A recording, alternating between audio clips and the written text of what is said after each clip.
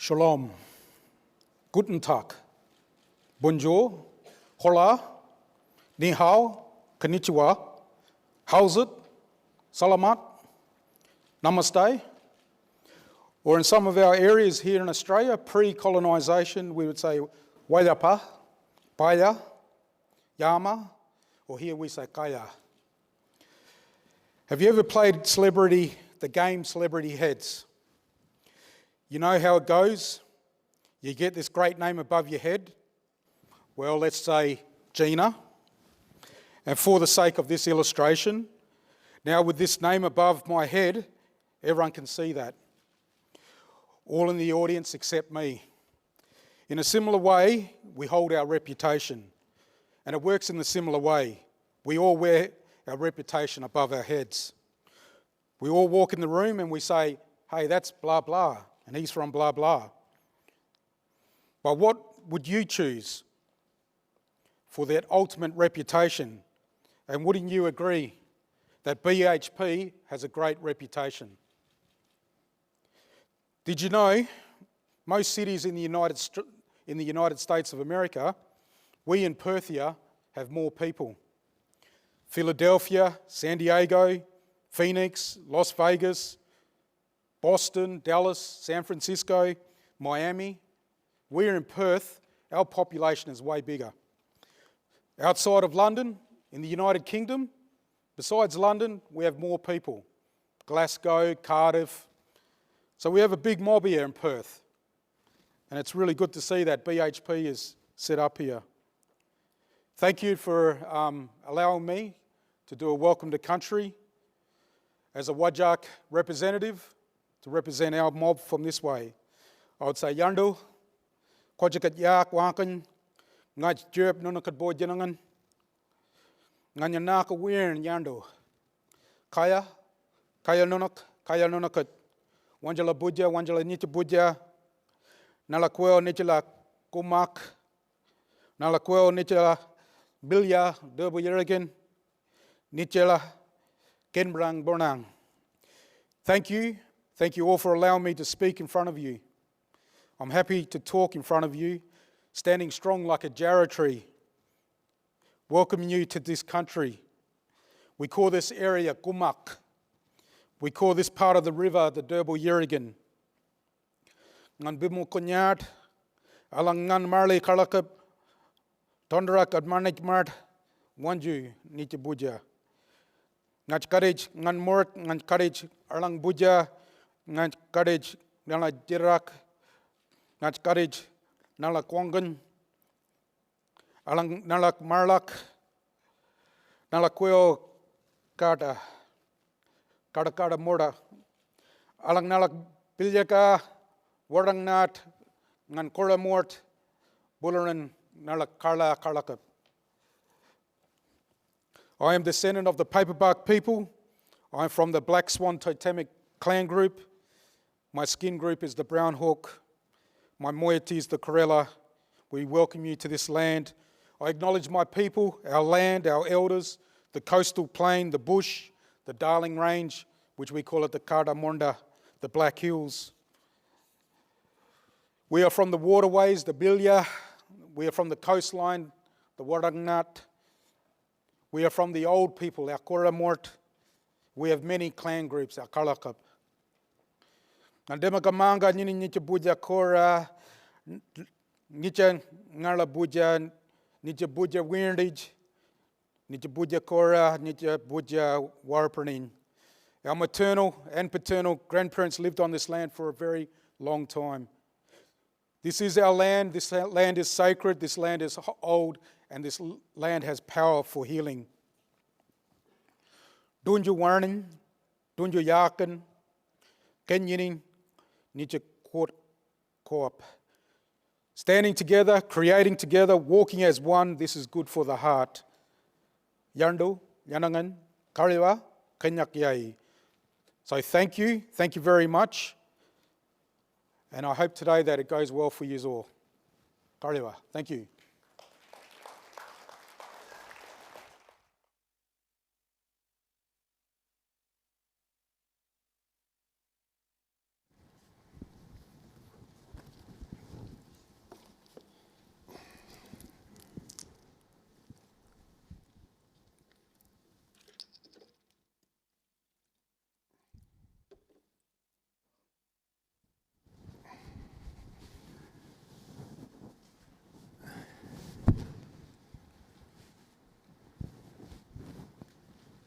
I might just give a minute or two for people to take their seats.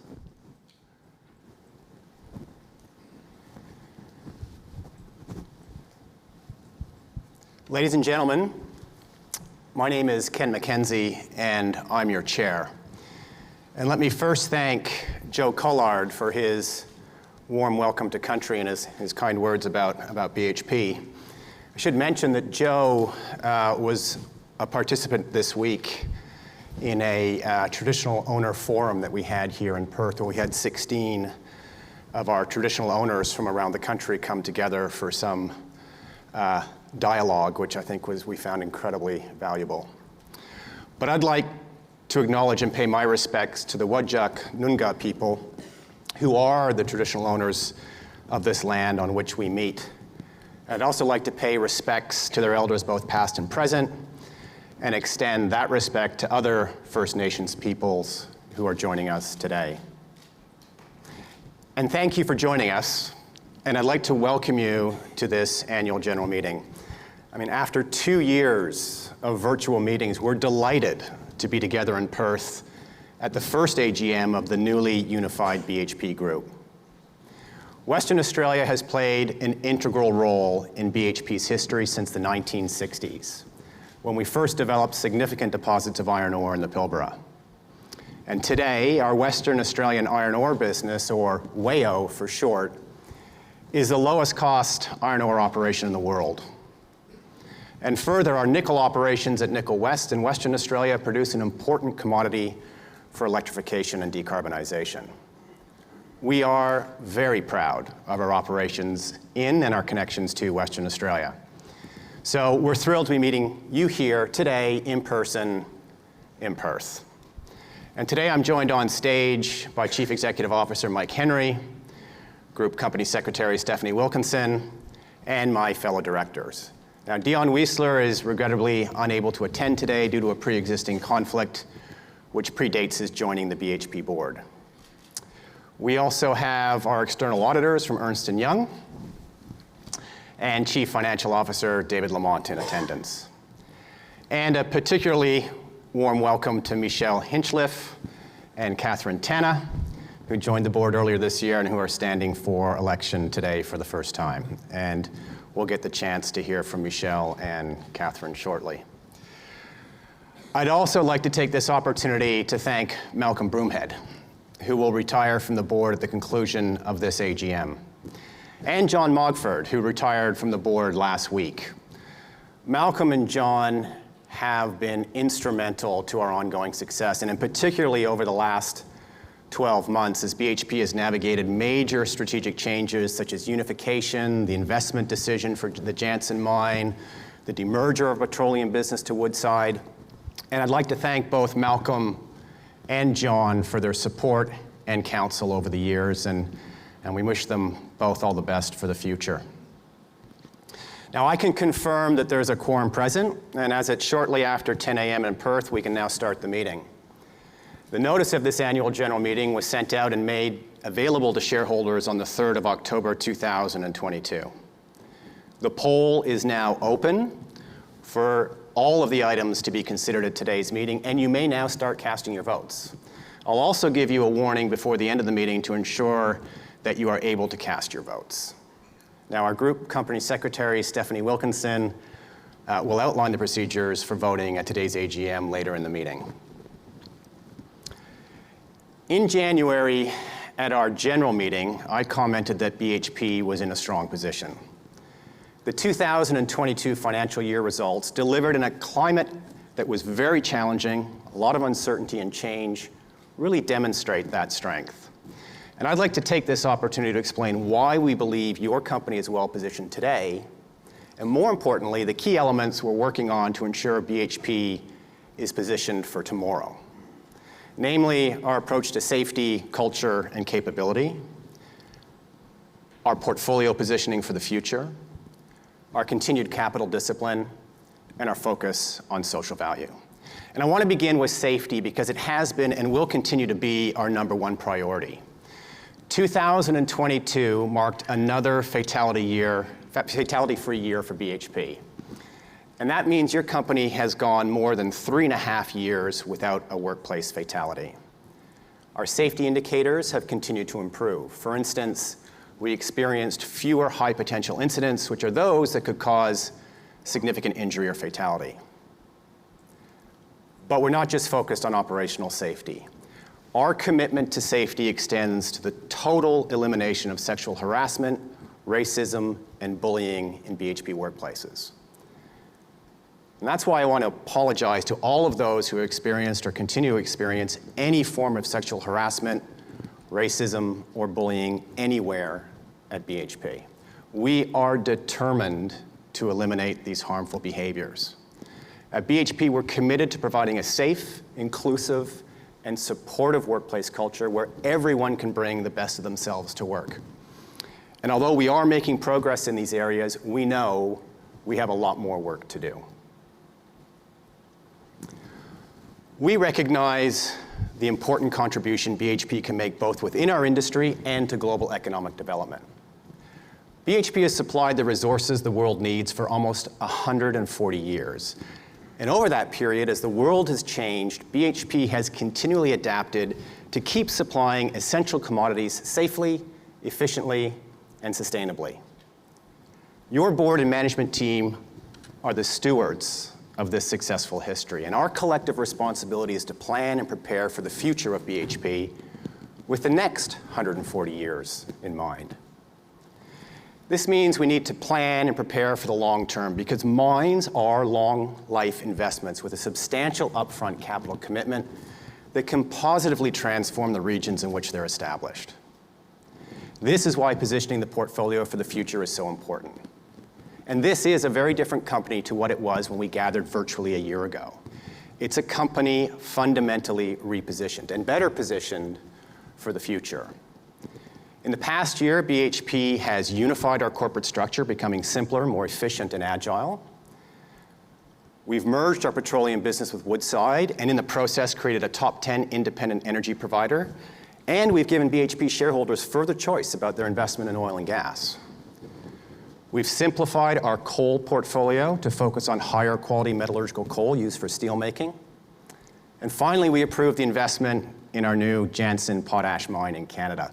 Potash is a new commodity for BHP, which has the potential to deliver value for a century or more. The changes we've made across BHP align your company with the megatrends of decarbonization, population growth, and demand for higher standards of living. And according to our modeling, to deliver our Paris-aligned 1.5-degree scenario, the demand for copper, nickel, and steel will grow to enable the infrastructure and products required for the energy transition. And our portfolio has some of the best assets in the world to meet this increase in demand. WAIO is the lowest cost major iron ore business in the world and one of the lowest emission intensity iron ore operations. Escondida is the largest copper mine in the world with the largest copper endowment. Nickel West holds the second largest nickel sulfide endowment and again has one of the lowest production emission intensities. While our metallurgical coal business, BMA, is one of the world's premier suppliers of higher quality metallurgical coal used for steelmaking.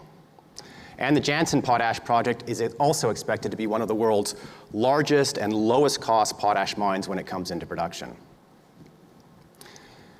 Now, while we're well positioned for the future, we also spent 2022 navigating significant uncertainty, and the short-term outlook remains complex. The geopolitical landscape continues to change, economic conditions remain uncertain, there's ongoing labor and skill shortages, and countries are emerging from the impact of the global pandemic at different paces. And despite the challenging environment, your company delivered strong operational and financial results in 2022. Our financial performance included record EBITDA of $40.6 billion US, that's up 16%. Free cash flow of $25.2 billion US, and that's up 30%. The return on capital employed was 48.7%, and there was a further strengthening of our balance sheet with net debt at less than $400 million. These results are due to the extraordinary efforts of all the people at BHP and to the leadership of Mike Henry and his management team. And this performance enabled the board to declare a total dividend of $3.25 per share, bringing BHP's cash returns to shareholders for the year to a record $16.4 billion. We also distributed a further $19.6 billion in value as an in-specie dividend through the merger of our petroleum business with Woodside. Now combined, that's $36 billion in value returned to shareholders in 2022. And this is just one part of BHP's total economic contribution, which is a measure of the financial value we create through our employment, taxes and royalties, payments to our suppliers, community contributions, and yes, dividends to shareholders. In the last financial year, our global economic contribution topped $78 billion, and this includes over $57 billion in Australia, with BHP paying close to 10% of all corporate tax in Australia.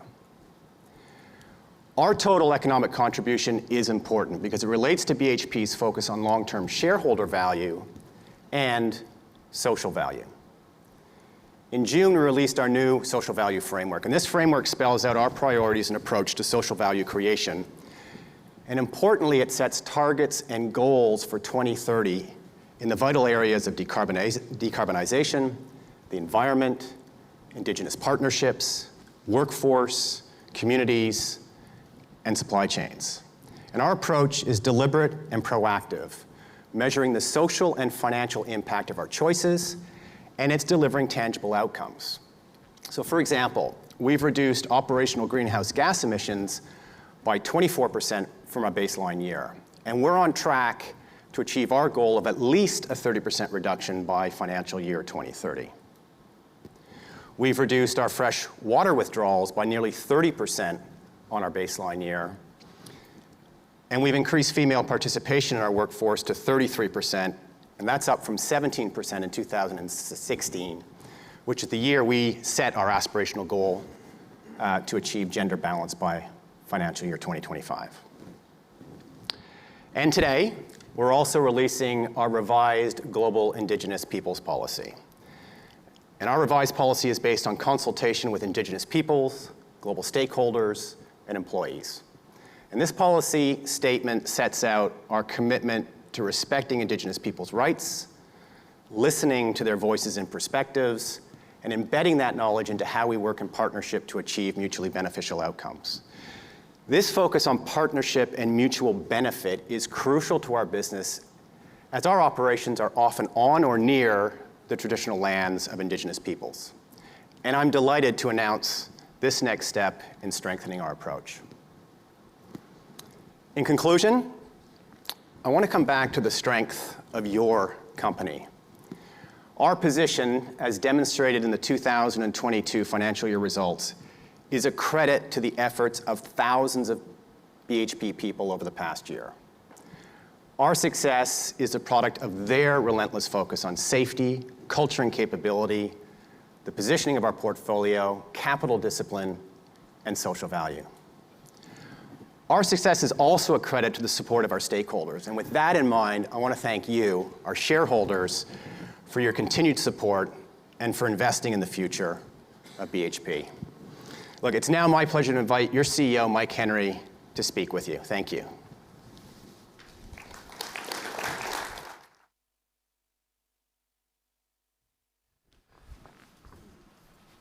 Well, thanks, Ken. It really is great that we can once again hold this event in person and to see so many faces in the audience.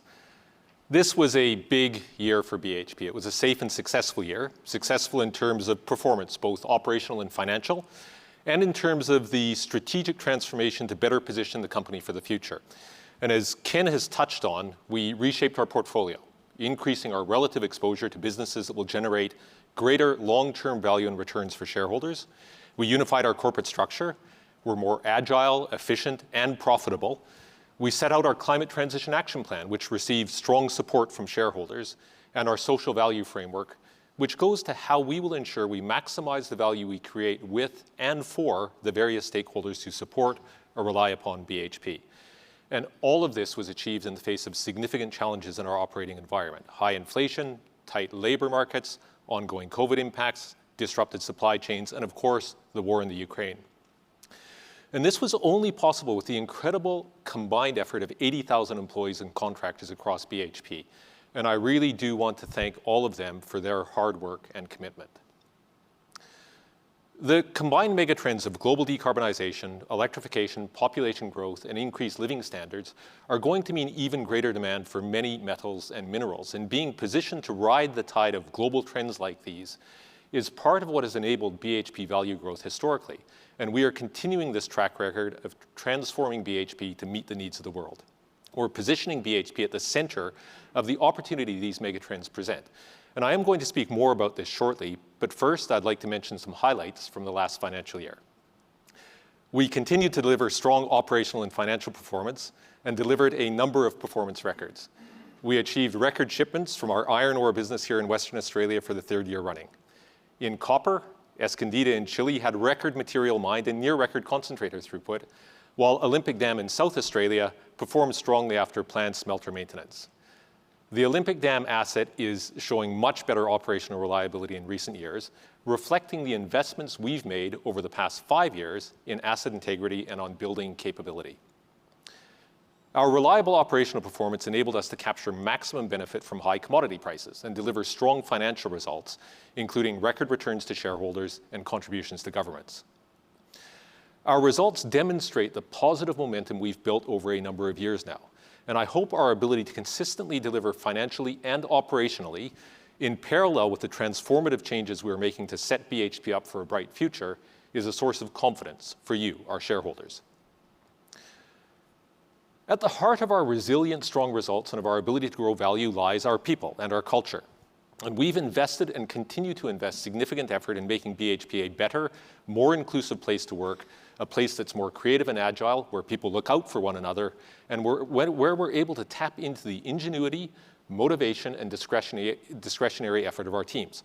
And it's not a coincidence that our safety and operational performance has improved, hand in hand with this focus on culture and the strong progress we've made in achieving a more gender-balanced workforce. As Ken noted, we've increased female participation from 17% to 33% over the past 6 years.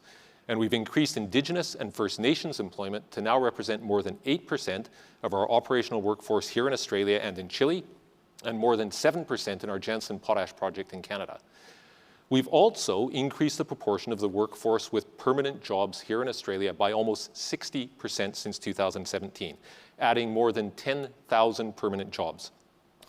This combination of culture and capability provides us with enduring competitive advantage, allowing us to operate more safely, to reduce our impact on the environment, and to generate higher value from our assets. Now, notwithstanding how far we've come, it's not yet far enough. We've not yet been successful in stopping damaging behavior in BHP sites and villages. And this includes sexual harassment, racism, and bullying. And I am deeply sorry and apologize to those who have experienced or continue to experience any form of sexual harassment, racism, or bullying anywhere at BHP. And I am fiercely determined to do everything I can to stop this conduct, and I know I speak on behalf of the whole of the senior management team in this regard. We are continuing to take action. In the past year, we've spent more than $200 million in upgrades to security at accommodation villages, with faster progress constrained only by the supply chain's ability to keep up with us. We've enhanced our training programs, including for both leaders and bystanders, and we've established and improved our support services. I know we have more to do on, and this is a priority that's reflected in my and our team's performance measures. Like with sexual harassment, 2 years ago, we took the decision to elevate all claims of racism to our most serious category of investigation under our ethics point process. And more recently, we've stood up a specific dedicated effort to stamp out racism across BHP. 8 months ago, I asked Vandita Pant to lead this effort at an executive level. And in the period since, employees and contractors across 10 locations in 8 countries have participated in sessions where we've been able to hear about their experiences. A dedicated project management office has also been established to progress our work towards eliminating this behavior and ensuring an environment in which people from all backgrounds can thrive. As I said, our people are the heart of our business, and we must provide a safe, inclusive, and supportive workplace that engages and empowers everyone every day. A key means of truly empowering our people is the BHP operating system. And this is our proprietary way of working that creates a culture and capability where we make continuous improvement central to everyone's role. The BHP operating system is giving people right throughout BHP both the license and the tools to bring their knowledge to bear in identifying and locking in new and better ways of doing things. Our centers of excellence encourage deep technical capability, allow us to bring in best practice from other industries, and enable faster deployment of improvement ideas across our business. And when we combine these with the power of data, we accelerate improvements across our value chain, from the geoscience required in exploration through to the marketing of our products. The BHP operating system supported the delivery of over $1.3 billion in savings and efficiencies in the last financial year. And we are continuing to grow the talent needed to support us to meet our goals through initiatives such as our Future Fit Academy in Perth and in Mackay. We are committed to training 2,500 apprentices and trainees through the Academy with an investment of $300 million over 5 years. Across issues of safety, of culture, and of capability, we're driving BHP forward, and we're also working to be stronger and better partners to those around us. Given that the timelines of our investments are measured in decades, and our operations can be near and part of communities for 100 years or more, we must be open and collaborative in our dealings with stakeholders. We need to be true partners with the full range of stakeholders we work with and rely upon for our success.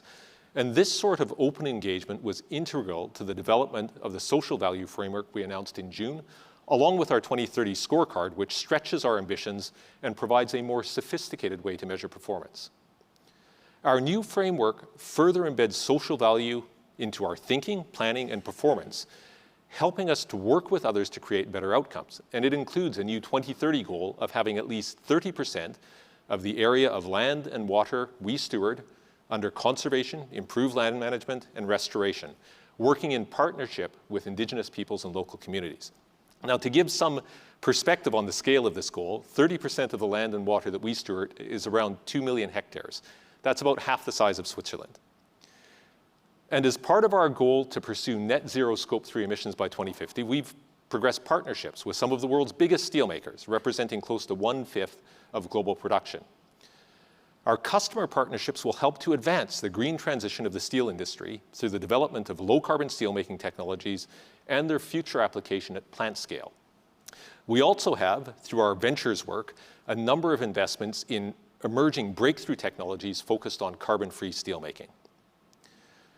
We've made significant changes this year to reshape our business with a portfolio more aligned to the global megatrends unfolding around us. So we're better positioned to grow value as demand for our commodities grows. We have 5 levers available to grow value for shareholders. Operational excellence and improved productivity. This is getting better at what we do every day. This is priority number 1, and it's a lever most within our control. Then it's organic growth, getting more out of these incredible resources that we have. Thirdly is exploration, finding new resources and potential growth projects globally. Then comes early stage entry. This is getting in on the ground floor of potential Tier 1 deposits found by others but not yet developed, where BHP can bring its capabilities and balance sheet to bear in a positive way. And finally, acquisitions. The right assets at the right time and at the right value, always with the discipline to ensure we're creating further value for shareholders. I've already spoken about our efforts to become more productive. On the organic growth front, we've accelerated studies to unlock more copper at Escondida, including a concentrator strategy and leaching opportunities. And we're now studying 2-stage smelting at Olympic Dam and progressing drilling at Oak Dam. At Nickel West, we already have the second largest nickel sulfide resource globally, and we've increased exploration spend over the next 2 years on highly prospective areas. We're also increasing our output at Western Australian iron ore to 300 million tons per annum, with studies underway for a 330 million ton per annum option. And stage 1 of the Jansen Potash project in Canada, where we're looking to bring forward production into 2026, and we've already commenced studies on stage 2. We're building our suite of options in future-facing commodities to ensure that the group is well-placed in 5 to 10 years' time. Now, just before I conclude, I would like to reiterate Ken's thanks to our 2 departing directors. And I'm pleased that both Malcolm and John are leaving at a time when BHP is seeing improved safety, improved operational performance, stronger growth, and increased trust from our shareholders. Both Malcolm and John have been tireless advocates for exactly these things in their time as BHP directors. So thank you both. and I hope you'll be able to look back with some pride on what you've helped to create. In conclusion, over recent years, BHP has delivered a strong track record of disciplined allocation of capital and operational excellence, returning profits to shareholders while reinvesting in the business. Our portfolio, our people, and our processes are built for enduring success. We're confident of the fundamentals of decarbonization, population growth, rising living standards, and urbanization, and that they will drive demand for the commodities in our reshaped portfolio for decades into the future. BHP will continue to provide the commodities the world needs and deliver value for our stakeholders. And with your support, we will help to build a better future. Thank you.